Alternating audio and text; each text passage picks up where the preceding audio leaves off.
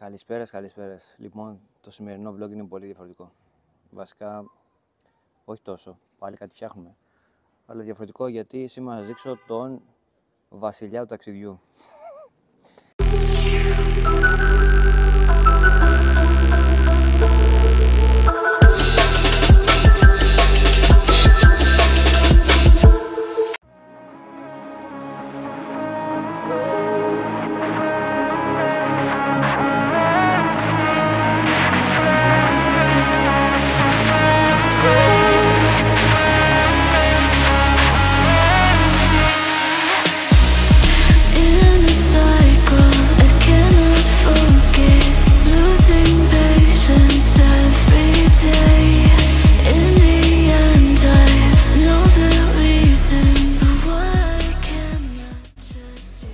Το αυτοκίνητό μου το καθημερινό είναι αυτό το Nissan το Primera και το vlog του σημερινό έχω βάλει κάτι καθίσματα πατέντα από Skoda Rabbit.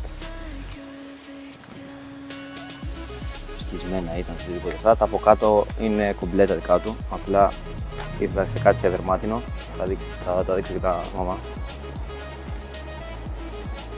Έτσι το έχω λυμμένο τώρα. Αυτά θα μπουν, δεν θα δείξω λεπτομέρειες, θα τα δείτε κατευθείαν πάνω. Οπότε ναι, το αμάξι λέω να το πουλήσω, θα πάω στη Θέλικα. Οπότε θα κάνω κάποιο vlog, βίντεο, TikTok, θα δω για να σας πω τι έχει το αυτοκίνητο. Όχι αποζημιά, εννοώ τα υγραέρια και ό,τι έξτρα είναι έχω βάλει τέλος πάντων. Ναι, θέλω να πάω στη Θέλικα.